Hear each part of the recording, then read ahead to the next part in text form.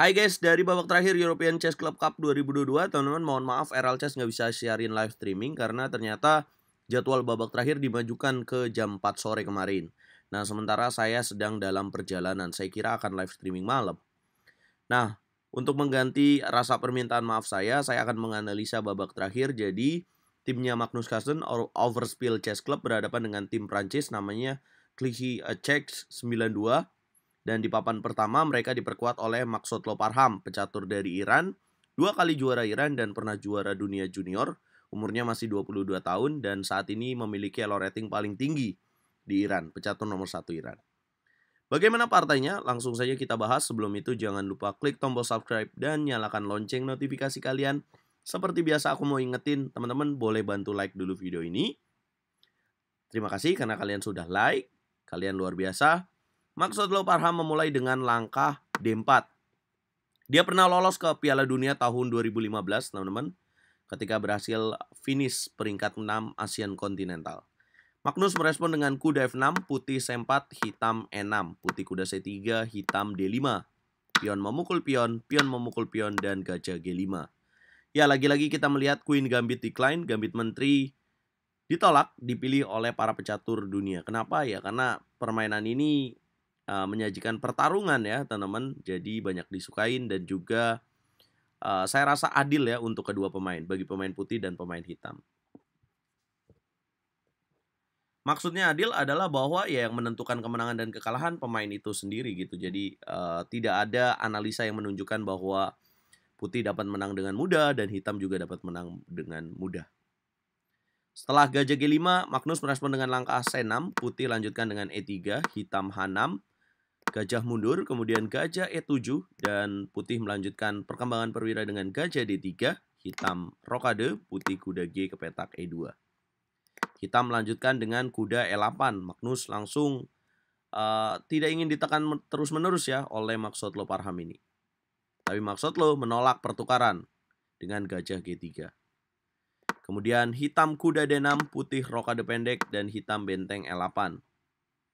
Kemudian Maksutlo melanjutkan menteri C2. Ini ide yang sering dibangun oleh pemain yang bermain dengan berhadapan Queen Gambit decline. Menteri C2 dan setup diagonal ini nih guys. Udah jadi pattern dalam pembukaan ini. Magnus gajah F8, putih benteng A ke petak E1 dan dia menyerang lewat sayap menteri A5. Putih kuda F4, hitam kuda A6, putih A3 mencegah kuda B4. Hitam menteri F6. Langkah menteri F6 ini dianggap kurang tepat dan Maksutlo Parham bisa menang di sini. Maksudnya bisa memiliki sedikit keunggulan dengan memilih langkah E4. Jadi langsung dobrak di sini, ini akan enak untuk pemain putih. Kenapa? Jadi kalau dimakan, maka Maksutlo dapat kuda memukul kuda, kuda memukul kuda, gajah memukul kuda. Pion dikasih, tapi kalau dimakan akan ada setup gajah H7, discover check, dan benteng akan hilang. Ya, tapi tidak semudah itu ya, akan dimakan juga. Jadi kalau makan, kemudian semisal gajah ke petak D7, maka dapat dilanjutkan dengan benteng ke petak E3. Masih dikasih menterinya, iya karena akan ada benteng ke petak D1 ya. Nah, terus gimana kalau dia ngelanjutin dengan contohnya G6? Maka akan ada kuda ke petak E2. Nah, ini dianggap lebih baik untuk pemain putih guys. Lebih terbuka dan lebih enak daripada langkah yang dipilih oleh Maksutlo Parham. Maksutlo lebih pilih dengan little bit slow ya, dia memilih langkah F3 terlebih dahulu. Magnus langsung merespon dengan langkah B5 dan putih gajah F2. Idenya sama sebenarnya, dia ingin M4 juga, tapi lebih lambat lagi teman-teman dengan pilihan F3 dulu. Magnus kuda C4, putih lanjutkan dengan G3. Kemudian hitam menteri D8, putih M4. Magnus B4, putih pion memukul pion, benteng memukul benteng, benteng memukul benteng, kuda mundur ke petak D6. Ya, putih unggul 1 pion, putih lanjutkan dengan kuda A4, pion memukul pion, kuda memukul pion, kemudian benteng ke petak B8, dan putih lanjutkan dengan kuda C5. Ya, putih memiliki 6 pion, sementara Magnus Carlsen 5 pion ya. Ini sebenarnya udah enak buat putih, unggul 1 pion. Tapi kita akan lihat gimana cara juara dunia catur ini merespon ya posisi yang tidak enak ini. Ya, hitam melanjutkan dengan kuda B5, gajah memukul kuda, benteng memukul gajah, dan menteri ke petak C4. Hitam benteng B8, putih A4, kuda memukul kuda, pion memukul kuda, dan gajah B7. Nah, kemudian putih lanjutkan dengan langkah C6. Ini sebuah kesalahan karena Magnus langsung benteng C8, mengancam dengan pin.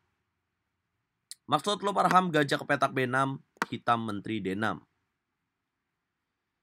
Kemudian putih gajah C7, hitam ternyata ada jawaban menteri C5.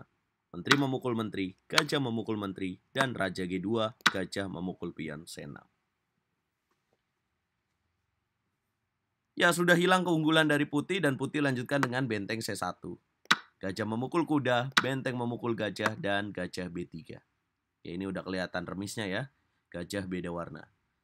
Putih lanjutkan dengan gajah B6, benteng memukul benteng, gajah memukul benteng, gajah memukul pion A4. Gajah B6, hitam gajah C6, gajah memukul pion A5, dan B3. Mereka sepakat remis di langkah ke-39. Ya, partai yang sangat tipis, teman-teman. Artinya sangat keuntungan yang dimiliki oleh pemain putih tidak bisa dimanfaatkan oleh Maksud Lo Parham dengan keunggulan satu pion itu. Dan tadi langkah E4 tidak dijalankan jadi momen kunci. Dan ketika sudah unggul dengan pion, kuda A4 kemudian makan pion, kuda D5, kemudian benteng B8. Nah, di sini harusnya putih bisa memilih langkah lain seperti benteng ke petak E5. Apa tujuannya? Mengcover kuda di petak D5.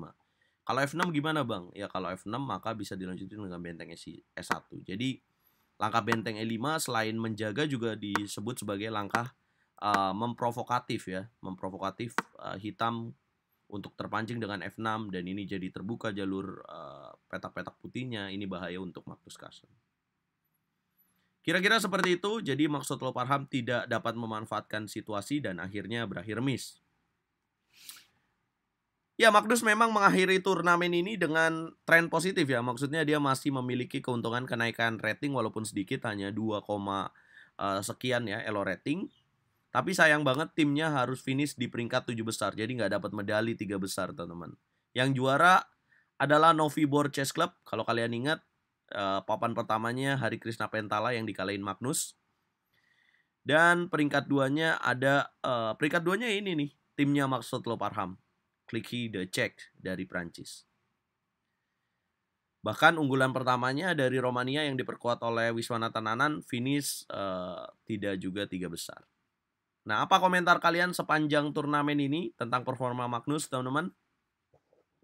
Terima kasih buat kalian yang udah nonton live streaming RL Chess selama turnamen ini. Nanti akan ada turnamen lagi, sebentar lagi akan ada turnamen yang pastinya setiap turnamen besar akan disiarkan live streaming oleh RL Chess. Kita ngobrol di kolom komentar. Jangan lupa bantu aku like, share, komen, dan subscribe.